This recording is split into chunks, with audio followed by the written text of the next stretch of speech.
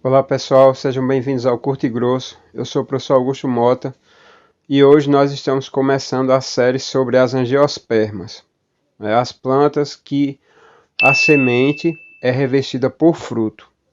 Especificamente hoje nós iremos falar sobre as características gerais, ok? Então vamos ao play. Então pessoal, como eu estava falando, vamos começar aqui a parte das angiospermas, ok?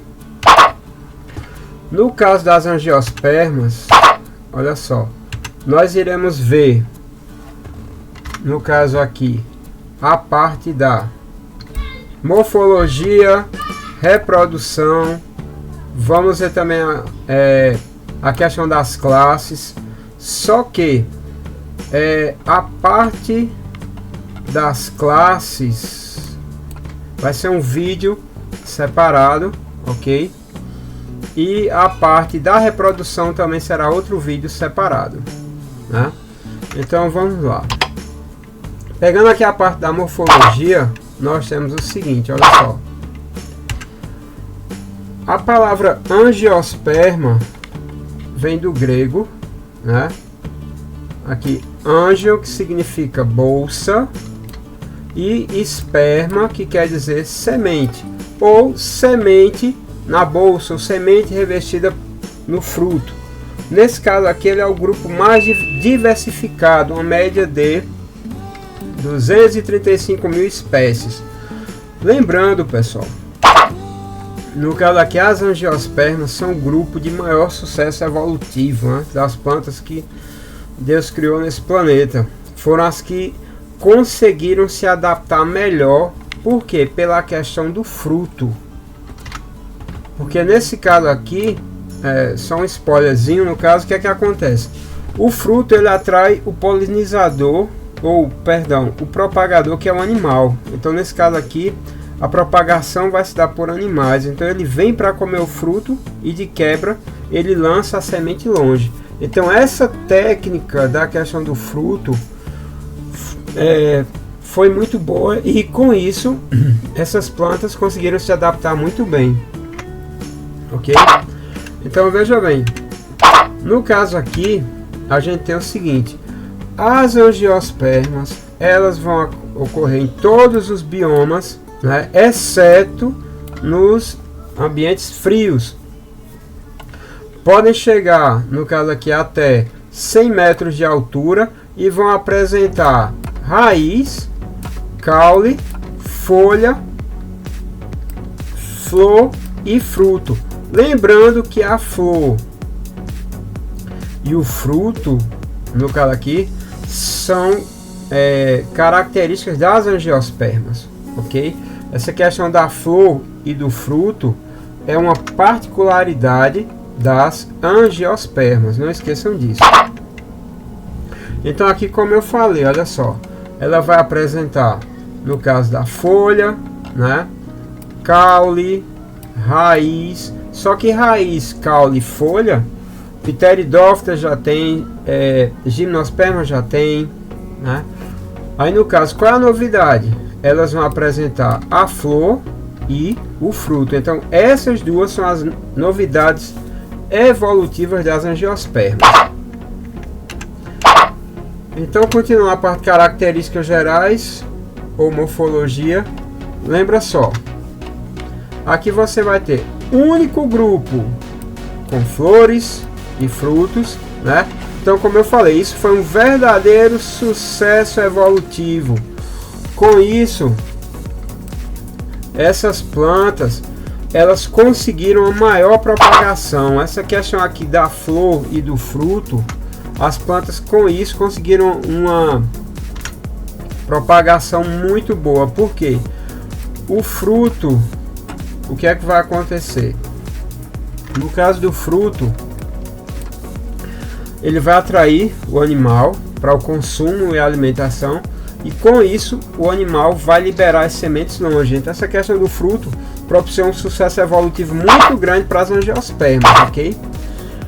Então aqui, dentre essas partes, nós iremos abordar aqui dentro da morfologia nessa aula a questão da folha, vamos falar aqui do caule, da raiz, e em uma aula particular é que nós iremos falar da flor, ok? Então veja bem, primeiramente a questão da raiz. No caso da raiz, pessoal, a gente tem o seguinte, olha só.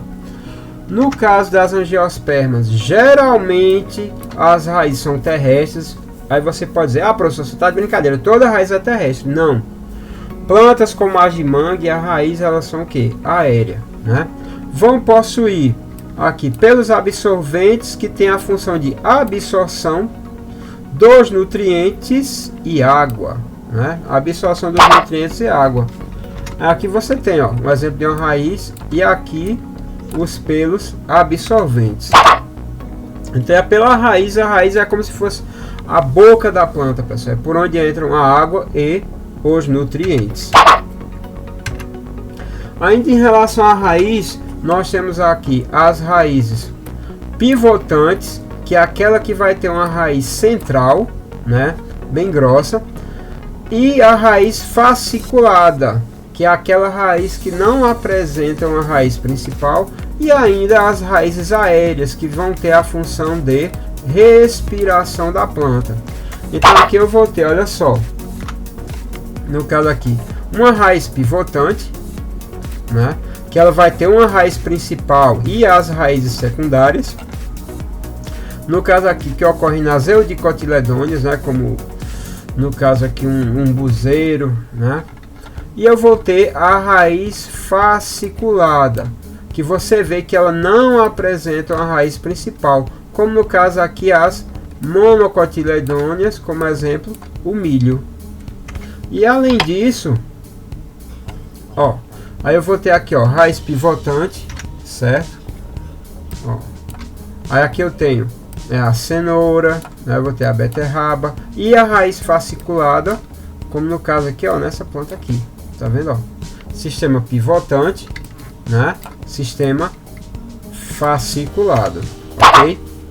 E raízes aéreas, no caso, como eu falei, ó, aqui é o exemplo, pessoal. Tá vendo aqui, ó? Raiz aérea, como as plantas de mangue, a raiz é por cima da terra, né? Justamente para a planta poder respirar. Lembrando que no caso, quando você vai plantar uma árvore na calçada, você tem que deixar 1 metro quadrado, né? Uma área de 1 metro quadrado, para quê? Para que entre água e entre também oxigênio para as raízes, porque senão o que é que acontece? Ela vai começar a quebrar toda a calçada, ok? Então não esqueçam disso. Aí aqui eu tenho alguns exemplos de raízes, olha só. Raiz adventícia, que é aquela que nasce dessa parte aqui do tronco, né? Raízes aéreas, como no caso das plantas trepadeiras. Vou ter raízes aquáticas, no caso como aquelas plantas que flutuam. Raízes escoras, que servem para manter a sustentação do tronco. Raízes tabulares, que são essas raízes grossas aqui. E as grampiformes, que servem para a sustentação da planta, né? Ainda dentro da raiz, como eu falei, algumas ou a maioria são subterrâneas, como exemplo, beterraba e a cenoura, né? São exemplos de raízes subterrâneas. Aqui eu tenho a beterraba, ó, só a folha da beterraba, e também eu vou ter aqui no caso a cenoura, tá vendo aí? São exemplos de raízes subterrâneas. Depois da raiz, vamos ver agora a questão do caule. No caso do caule, olha só, nós temos aqui os caules aéreos, né, que vão dar sustentação às folhas e também vão servir para a condução da seiva. E também nós temos o caule do tipo rizoma, que é aquele caule subterrâneo, ok? Então aqui eu vou ter um caule do tipo aéreo, perdão. Nesse caso aqui ele vai dar, ó, sustentação para as folhas, né, para as folhas poderem captar o sol, e nele vai conduzir a seiva, no caso o xilema levando a água e os nutrientes, e o floema descendo a seiva orgânica após a fotossíntese. Qualquer dúvida, tem uma aula na série de botânica só sobre essa parte de xilema e floema, ok? E aqui eu tenho um caule do tipo rizoma, que é um caule que ele vai crescer por baixo do solo, que ocorre em samambaias, né, nas pteridófitas. Então o caule, pessoal, ele vai estar aqui, ó, é um tipo rizoma, que é um caule subterrâneo, ok? Ainda dentro do caule, nós temos o seguinte, ó, como eu estou falando dos caules subterrâneos, eu vou ter também a batata, tenho também a cebola, né? Que no caso a cenoura e a beterraba são exemplos de raízes, no caso.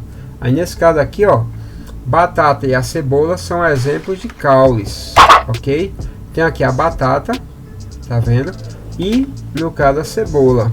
Nesse caso aqui, ó, batata e a cebola. Aí são exemplos de caules subterrâneos. Se você não sabia, agora fique sabendo, ó. Batata, no caso aqui a batata inglesa, e a cebola são exemplos de caules, só que caules subterrâneos, ok? No caso, alguns caules também, eles vão apresentar a questão dos espinhos, que tem a função de defesa, e também as gavinhas, que além de serem fotossintetizantes, servem para dar sustentação às plantas. Então alguns caules eles vão apresentar aqui os espinhos, como vocês podem ver, como no caso a laranjeira, né, que tem a função de proteger a planta, e dói pra caramba uma furada com um espinho desse. E aqui no caso as gavinhas, como ocorrem, como no caso aqui as uvas, né, que vão, ou maracujá, que serve para sustentar a planta, ok? E no caso temos também, para encerrar essa aula de hoje, a questão da folha. Olha só, no caso da folha a gente vai ter o seguinte: a folha, como vocês já sabem, elas são responsáveis pela fotossíntese e são muito diversificadas. No caso aqui das folhas, nós temos o seguinte, olha só, nós temos aqui o caule, né, o nó, que é a parte da união aqui do pecíolo da folha ao caule. Eu vou ter aqui a bainha ou lâmina foliar, tenho a nervura principal e as nervuras secundárias, ok? Então essa região aqui da flor é que é responsável pela realização da fotossíntese. No caso aqui também, como eu falei antes, algumas partes, ó, que eu falei, tenho aqui o nó, né, que é a parte da união, vou ter o pecíolo que sustenta a folha no caule, tenho a bainha ou lâmina, nervura principal, nervuras secundárias, no caso aqui nervura primária, nervura secundária, tá vendo aqui? Aqui é a margem, né? Então eu tenho aqui a parte abaxial, lembrando, ó, que é a parte de baixo da folha, e a parte adaxial, que é a parte de cima, certo?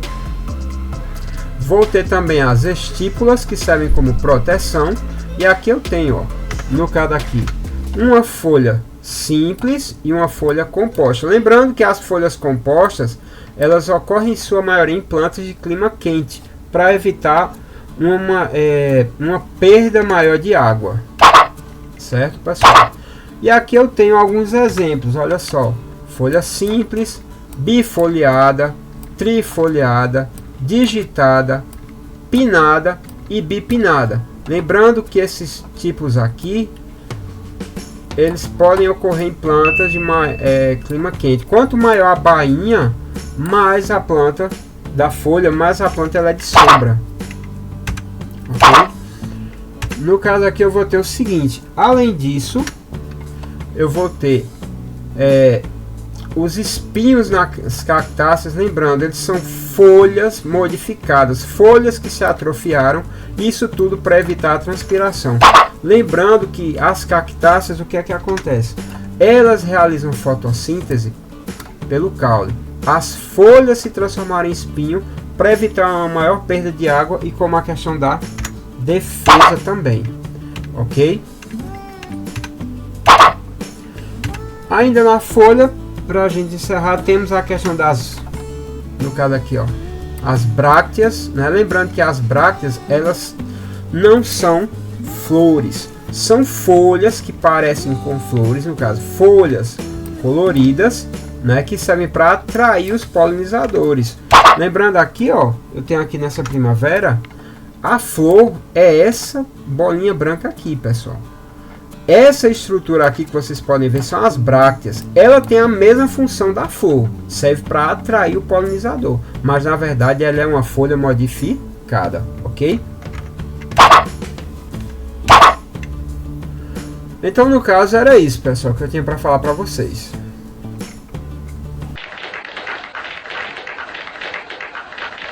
É isso, pessoal. Espero que vocês tenham gostado. Por favor, deixe seu like, se inscreva no nosso canal, porque isso ajuda o nosso trabalho pra caramba. Nos veremos na nossa próxima videoaula. Forte abraço, fiquem com Deus e fui!